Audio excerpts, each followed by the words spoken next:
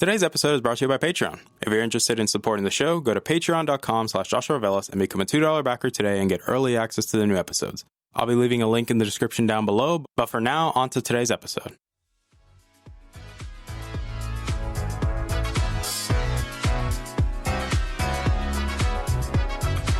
You're listening to the Augmented Experience podcast. I'm your host, as usual, Joshua Velas. I'm a student, musician, and a gamer at heart. Join me as I sit down every week to talk about all the latest news in the technology, business, and video game world. I hope you guys enjoy.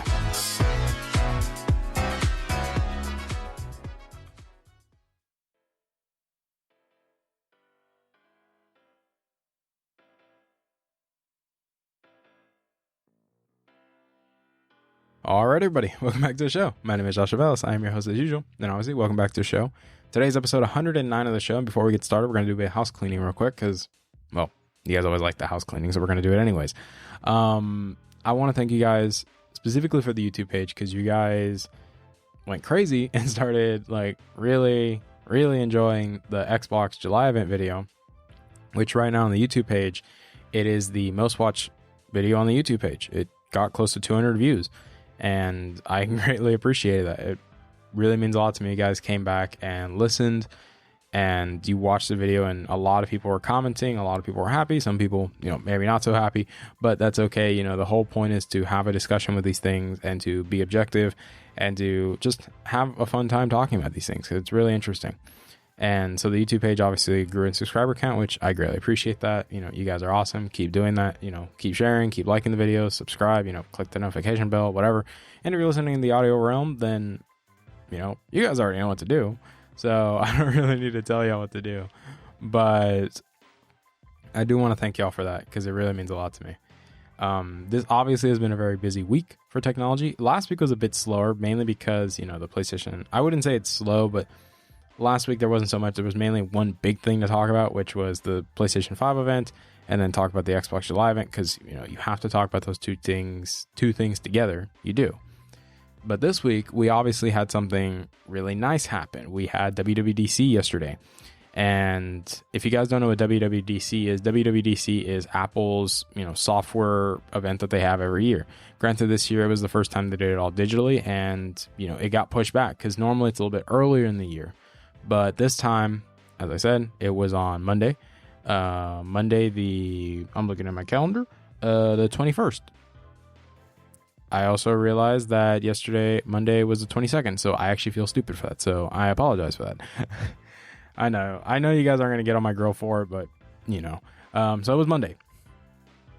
Point of the story. It was Monday. And Apple showed off a lot of things, and that's what we're going to be talking about. And I specifically want to focus on three main things, which is iOS 14, macOS Big Sur, and also the new updates to iPadOS, because those three things to me, and I'll explain why it's very big. And there's also another big announcement, which was Apple's transition from Intel processors to their own homegrown silicone, the Ace series chips. And a lot of us have been talking about that. It's been rumored for a while that Apple was going to do this. It was very well known that they were going to do this change. And it caught people off guard, but at the same time, it makes sense. And I'll explain why in today's episode, because this event, besides being well prepared and having exceptional video editing skills, like Apple at this point, I'll be honest, Apple is definitely flexing their video editing prowess, because they're really good at what they did. It was a great conference. It's very straight to the point, no fluff. It was just straight to it, and it was nice, to be honest. It was nice. It was visually appealing to look at, and at the same time the information was grade A. And let's talk about iOS 14. So what is iOS 14 bringing to the table? Besides, a lot of people say that this is where iOS is starting to incorporate a lot of things that Android had, but it's also making them better. And I'll explain why. So iOS 14 brings features like, if you guys have an Android phone, you know how when you watch a YouTube video and you go to home menu and then you have the little box still there. That is a new feature coming to iOS 14. That now you'll be able to do it in iOS, but it gives you more freedom in the sense that you're able to resize the box, you're able to make it bigger, smaller, and, you know, consistency. So that is obviously a nice change. Obviously now widgets being added to iOS 14 is a really great addition. A lot of people, specifically Android users, really like having widgets on their screen. And now you can actually clean up your home screen. Now there's proper management of apps where you can dump all the apps into specific categories. And what I like that Apple is doing in this sense, I know it's not new. I'm not trying to defend Apple and say, yeah, they're revolutionizing. No, these are features that have been on Android for a while, but they are doing it in a very efficient manner, which is very appealing, and it makes it, you know, very refined, very polished. It's not, you know, choppy, you know, it's very refined and polished. And it does it for you, where it's like, it just puts everything for you, puts all your social apps in social, it puts your business apps in business, you know, bank, it puts everything in there for you. And because of the learning, you know, the onboard learning that it does, it's able to predict what app is most important to you next. Like, what are you going to use next? You know, like what makes, you know, and that was a really nice addition that iOS 14 is getting, and many other features coming to iOS 14 that I don't want to focus on too much because I wouldn't say that I don't care, but it's not my main priority. The iPadOS changes, though, are, in my opinion, pretty important, because the fact that the file management system has now been updated, which, thank God, like, I'm glad they updated the file management because we really, really needed it. Especially, you know, it's funny because I have my iPad right here. So if you want this thing to be considered a laptop replacement, it makes sense that you want it to have a better file management. You know, like, you can't say that this is a laptop replacement if it doesn't have good file management. The one that we have right now isn't bad. It's just not good to the standard that we are accustomed to, you know? But aside from that, so what else changed in iPadOS? There was a new feature called Scribble, where now you can actually write into text. So say you're writing on something, because that's one of the main experiences with the iPad is the Apple Pencil. The Apple Pencil is really great. I always swear by it for students. I say that's why it makes more logical and practical sense for a student to get an iPad over a Chromebook or, you know, some expensive laptop, because you get more functionality out of it, and it also has a lot of horsepower under the hood, so it's actually more powerful than a Chromebook. So, you know, just saying. But yes, the Apple Pencil is having Scribble now, which what that means is you write into a text box what you want, just like basically write out a word, and then it automatically puts it into like typed text.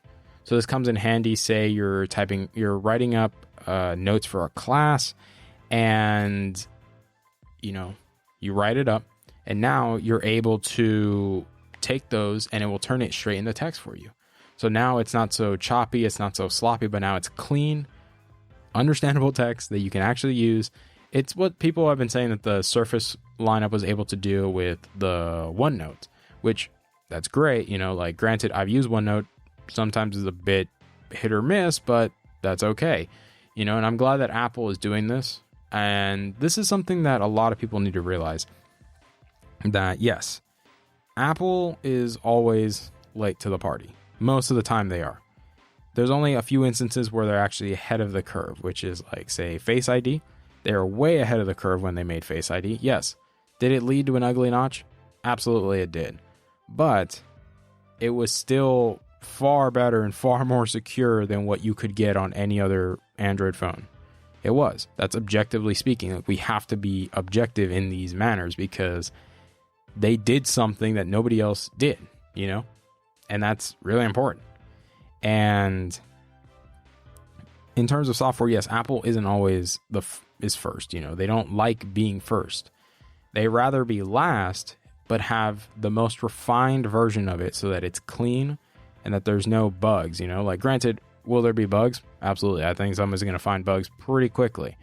But it makes sense that Apple wants to be very methodical. They want to be slow. They want to pay attention to what people actually like, you know, what are main things that people are able to do with these features, and then eventually they add them to their software so that they can make it work with their software primarily, and then also make a clean user experience, not worry about so many bugs and hassles that really comes with being first. Because when you do something first, there is no guide on how to do something. It's just, you're the trendsetter. You have to figure it out as you go along. Like, that's kind of the nice thing of being slower to adopting newer techniques or newer things, because you're able to see, does this work? Is this practical? Does this make sense? What are the flaws that come with this?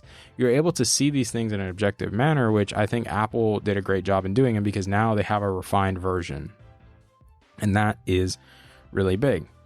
Another big change that is coming not only to iPadOS but also to iPhones is the updated maps, which I've always dogged on Apple Maps. I always have.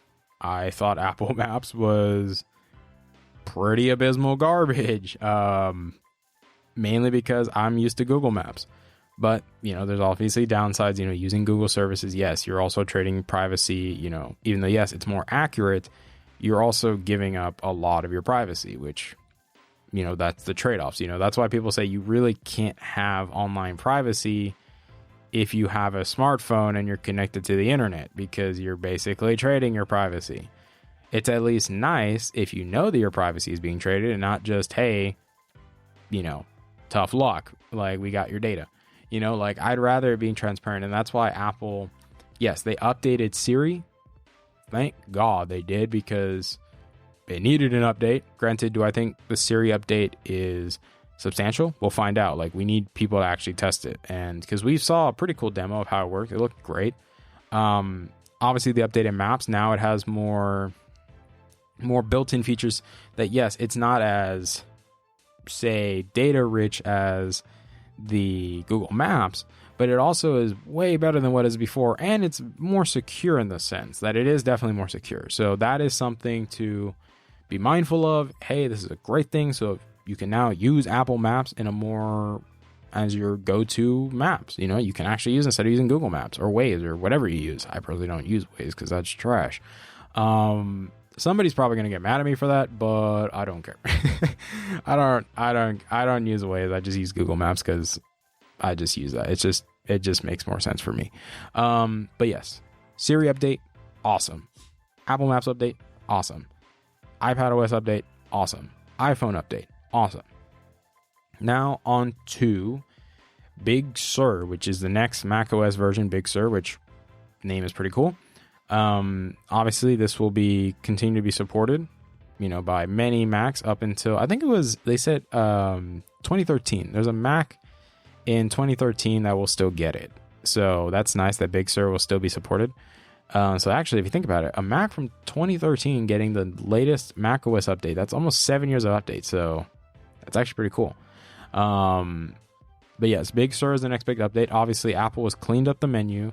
They've added the control center from the iPhones onto it, which pretty cool. They added maps to Mac, which I don't like. I'm also like, in my brain, I'm like trying to comprehend why they put maps, but okay.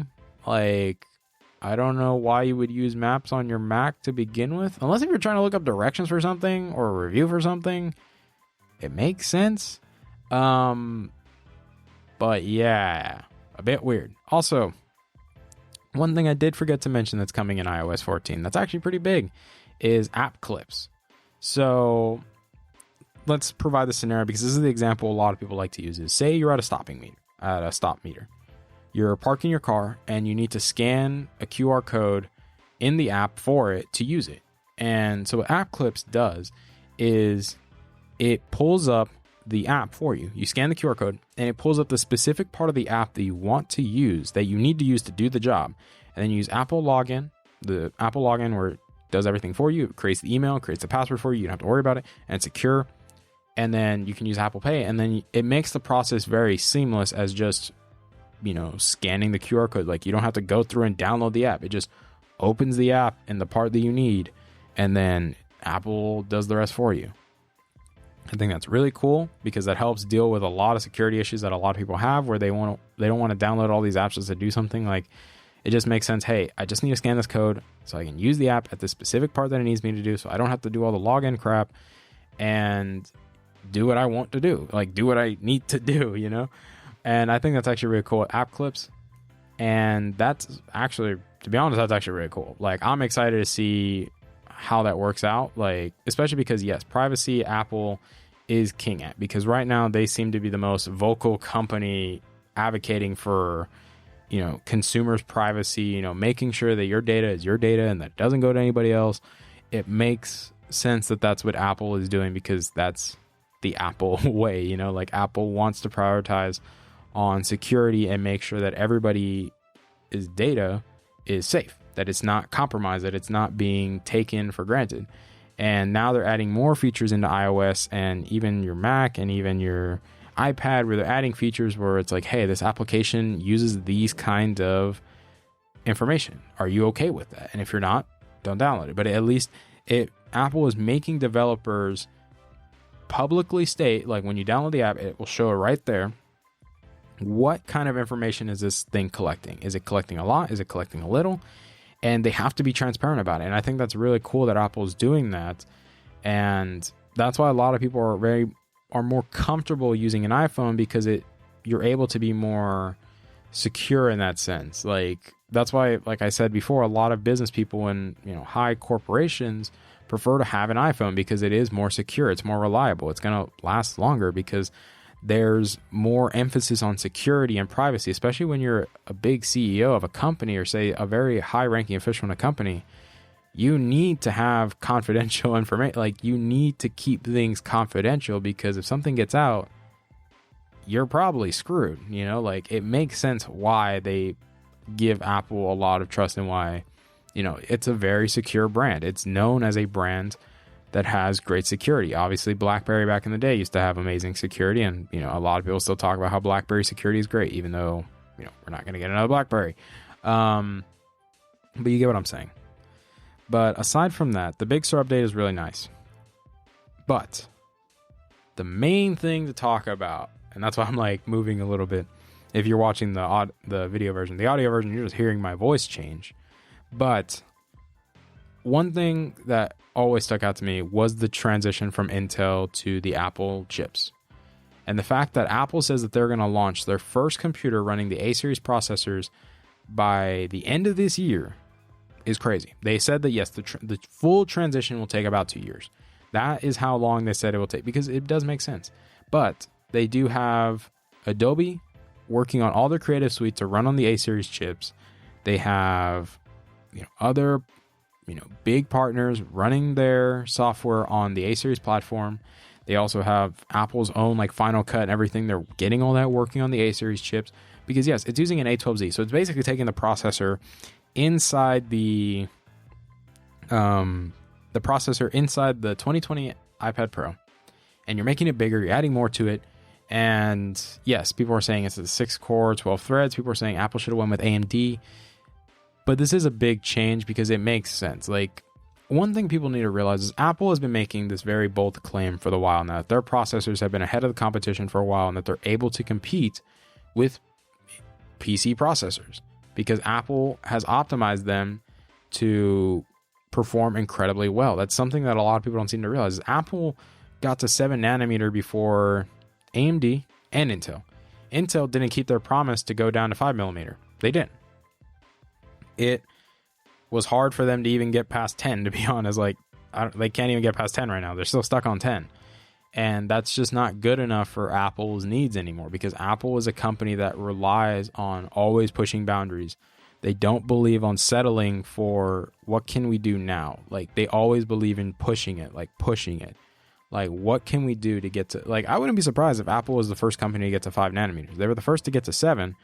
So, and then AMD caught up. But Apple was still ahead, because those processors, like I said, whether you believe them or not, they are incredibly beefy processors. They're stupidly powerful for what they do, that they're able to handle these big workloads that a lot of people don't seem to realize. Like Juan Bagnell, if you guys know, some gadget guy, like, hey Juan, I know you're probably watching this video, you're probably not, but if you guys don't know Juan has been touting performance benchmarking for mobile processors for a long time, that what can our smartphone and tablets do to replace our laptop? Like, what can we do with our phones and tablets to replace a laptop. Like, what do we specifically use a laptop for? Are you using a laptop for video editing?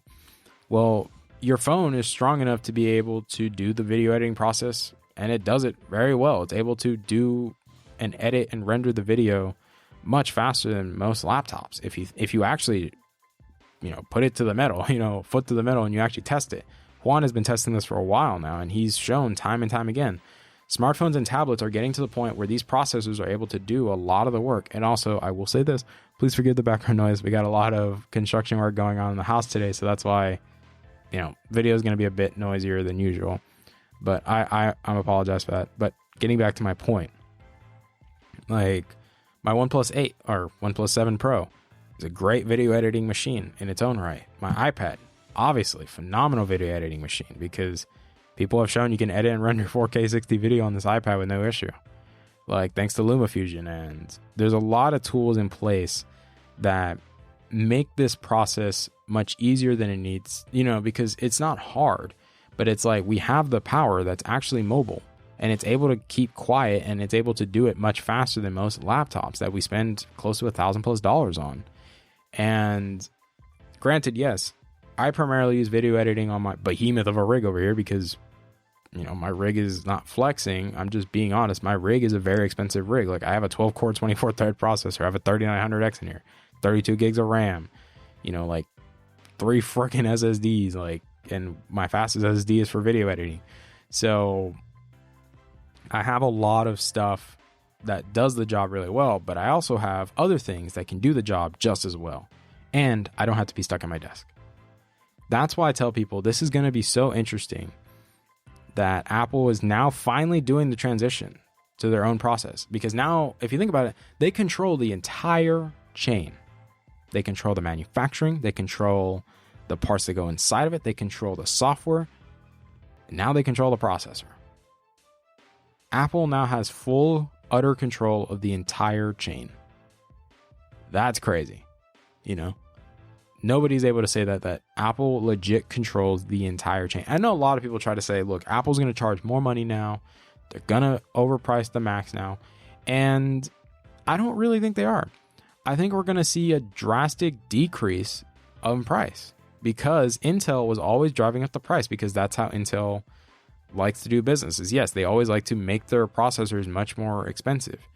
But Intel was always, slacking. They were always being lazy in the sense of not meeting Apple's needs with their computers, because yes, they sell professional computers to professionals, and not having the best processors on the market is kind of annoying. It kind of makes it hard to advertise your products as the best in class for this job when your processor is not the best. Everything else could be amazing.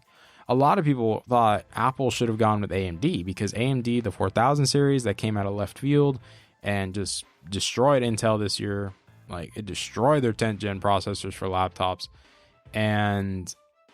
But you also have to keep in mind, yes, this is the first year that Intel, or I'd say 2019 and this year, mainly these 2 years, is the first year, or the first few years, that AMD has legit kicked Intel's ass. Like, they are just straight bullying them. Like, they're just straight bullying them right now. But it's not a proven track record. I agree with what Rene Ritchie said when he said, if AMD is able to continue to do this on a consistent pattern, maybe for 5-ish years, then I think Apple would be okay with making a deal with them to make, say, a Mac Pro with AMD processors, maybe a Threadripper.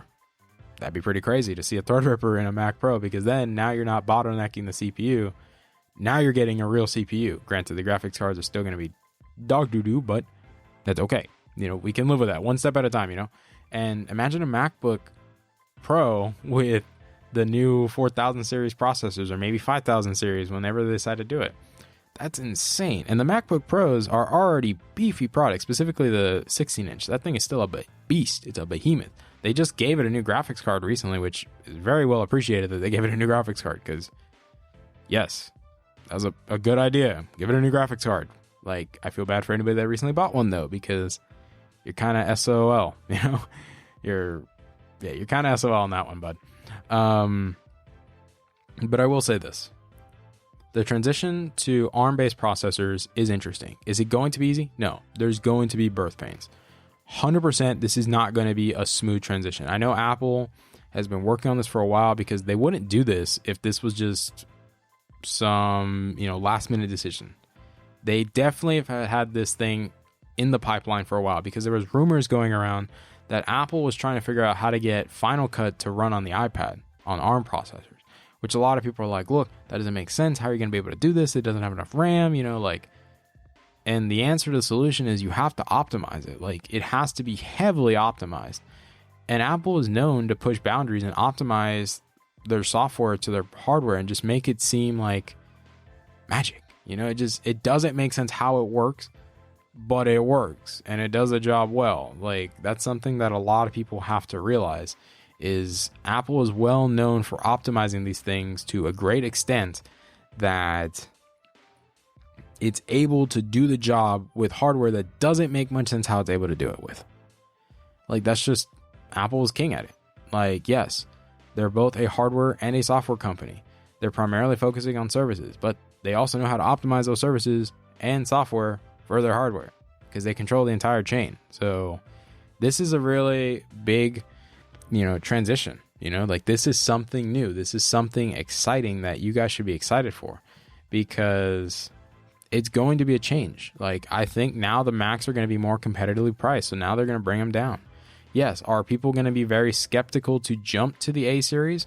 Absolutely. I do not blame people for being afraid, because this is a new architecture. This isn't x86. People remember when Apple originally switched to Intel, it was such a big deal.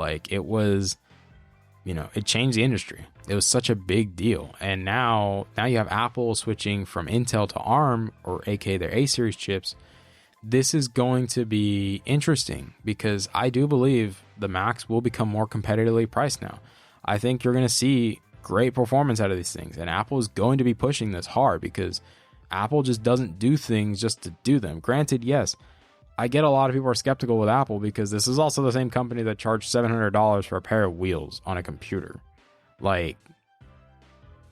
We know they've done it. We know they've done some crazy decisions with pricing, like the base Mac Pro at that price with its parts, a ripoff, complete ripoff. But this is also the company that knows how to give you good value out of a base model. Say the iPhone SE, they gave great processor and a small body. Does that mean that it's a perfect phone? No, it just means it was a great value. You have, say, stuff like the AirPods Pro. You have the AirPods. I do not like the AirPods, but I get why it was just a runaway success. And the AirPods Pro, I like those objectively more. Granted, also AirPods Pro got an update that's coming soon in regards to something called spatial sound and some audio improvements. Now, when you're connected to multiple devices, say you got your iPad, you got your Mac, and you got your iPhone, whichever one you start playing a video on, it'll instantly sync to that new device. So say you start on your iPad watching a video, then you go to your iPhone, you're watching a movie, it instantly syncs. Then you go to your Mac, you're watching another video, it instantly syncs to your Mac. Phenomenal. That should have been there since launch, but I'm glad it's there. I'm glad it's going to work properly. And then spatial sound is to create the surround sound experience with only 2 earbuds. And Apple was talking it up. I'm interested to see how it actually is. It's just a software update. You don't have to buy new AirPods. It's just a software update. Granted, I will say this though. It also gives more credibility to the rumors that we're going to get big, over your headphones that are like AirPods, and they're probably calling them studio pods. They're probably calling them something like that. But this is a really exciting time. I think this was the best WWDC that we've had in a while. To be honest, it was a really, really good WWDC. It really was. And I'm excited that Apple is going in a direction that is very interesting, very peculiar. A lot of the changes were greatly appreciated. I think a lot of Mac users are going to be happy with Big Sur. iPadOS users are going to be very happy that we're getting a new file system and Scribble is being added and more features coming. Obviously, a lot of the changes that came with iOS 14 also will go to iPadOS, and a lot of the changes to iOS 14 is really incredible. I'm excited to see, actual Apple users get their hands on it. You know, like granted, the open beta will go live soon, and we'll see how this plays out, you know, because all of this is happening in the fall. All the software drops in fall. So that's actually really cool. But aside from that, I'm excited to see how this plays out. I really am, because this is something that a lot of people have been waiting for. This is something that, you know, if you're invested in the Apple ecosystem, you should be excited. Would I ever still buy Mac? Probably not. Like, I'm going to be honest with you. I'll never buy Mac. Like, I just can't, you know, like I can't. Like, I like having control of everything, you know. In terms of my computer, I like having control of everything inside of it. If something breaks, I want to be able to fix it myself. And Apple just, yes, in terms of right to repair, they're still a pain in the butt to deal with. That's being objectively honest. But I will also praise Apple where it needs to be praised. In regards to the iPads, they're doing an amazing job with the iPad lines. That's why I don't think Android is going to be able to compete anytime soon with Apple and the iPad. Don't see it happening anytime soon, realistically. The iPhones are doing great. This new update, a lot of Android users are going to be like, oh, you guys, we had this for a long time. Okay, we get it. Get over it. Move on. Like, new features are coming. Be excited, you know. Like, we got to get this tribalism out of the way, because this is not going to help us. And the transition from Intel to now the A series chips, as I said, Juan has been saying this for a long time, that Apple now gets to finally put their money where their mouth is. And they get to see, are their chips really that good? Are they going to be able to push them so hard? Like, because this is the test. This is the true test. Because you're going to be pushing it with computer software. Computer software is not mobile software. And I know Apple is going to be working long hours to make sure that this works, because this is such a big shift. One of my friends actually made a joke that they're like, Intel stock is probably in the toilet right now. I wouldn't be surprised if Apple stock goes in the toilet, because investors are a little bit freaked out. But I'm excited to see how this plays out. You know, like, this is going to be fun. This is going to be a big transition for Apple. And this is where Apple gets to put their money where their mouth is. And they get to say, okay, our homegrown silicone is good. It is able to compete with the competition and outperform it. This is what it's able to do. So I'm excited to see how this plays out. I can't wait to finally get to see the first computer that's going to use the ARM-based processor, because, you know, a lot of people are going to be reviewing that thing. They're going to be putting that thing through the paces. They're going to be running it. It's like say you buy like a Ferrari or a Lambo. You're going to want to take it out on a track, and you're going to want to race it. Like, you're going to like pedal to the metal. Like, you're going to want to floor that sucker. You might be out of gas, but that's just natural. Like, you want to drive it. You know, it's like me when I got my new car. I just want to take that. I just wanted to floor it just to see, you know, the acceleration. It was great. I love my car. Silver is awesome. But like I said, thank you guys for coming back and listening to today's episode. It really means a lot to me. You guys keep coming back and you keep listening. You keep sharing these episodes. You know, for the YouTube followers, you guys keep watching these videos on YouTube. Again, continue to click, you know, like, dislike, you know, leave comments, you know, subscribe, hit the notification bell, whatever you got to do, you know. And for my audio listeners, thank you guys for coming back and listening. That you guys keep sharing the episodes, you keep downloading them, and, you know, I hope you guys also leave reviews. It would be really nice to see what you guys think about the show. Like, leave reviews, because we've been doing this for 109 episodes, you know, like already over a year doing this. We're almost close to 2 years now, because, man, 2020 has been a crazy year, guys. I'll be surprised if we make it out of this year, but I'm happy. You know, this is really nice. This is always something that, if I'm being honest with you guys, I want to take a little bit of time just to say it, that doing this show always makes me happy, because it allows me to just get all the stuff that's happening in my life and not ignore it, but I don't acknowledge it. Like, I just want to be focused on talking about what's in front of me. Like, the news topics, like, I just want to talk about that. And it helps, you know, clear my head. It helps make things much clearer to focus. And it makes things more enjoyable, you know, because I know there's people listening. That's what makes it even cooler, is that I'm not just talking to nobody. I'm not just talking in front of a camera, which, you know, I know I'm talking to somebody. Like, that's what makes it cool. That's, you know, it makes it nice to just have that kind of, you know, conversation, interactions with people.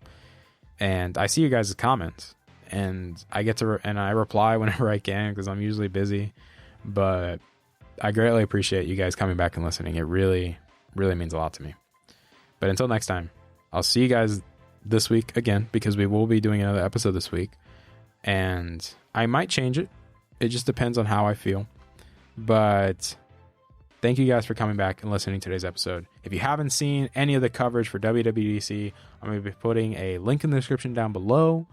This is both for the audio listeners and YouTube page. You know, I'm going to put a link down there to a video that just breaks down all of WWDC, that goes into more detail and, you know, shows you everything, you know, like, because I skipped over a lot of stuff, like skipped over WatchOS, I skipped over the AirPod stuff, like, you know, there's more to it. I guarantee there's more to it, and maybe it's something you might want. I primarily wanted to cover what I found interesting and what I consider the most important going forward. You know, granted, I know some people say WatchOS is important too, but that doesn't. I like I said, I don't care because I don't have an Apple Watch either. So keep that in mind. But again, I love you guys to death. I will see you guys this week, basically on Friday, because this episode's going on Wednesday, so obviously Friday, you know. Wednesday, Friday. So, So, I'll see you guys Friday. I love you guys to death. Please be safe, and I'll see you guys soon. Bye, guys. Hey there. Thank you for listening to today's episode. I really appreciate it. Thank you guys so much for taking time out of your day and listening to today's episode. If you're interested in supporting the show, whether it be financially, clicking the follow button, or just sharing the episode, it all works for me, guys. Thank you guys so much for your time, and I love you guys to death.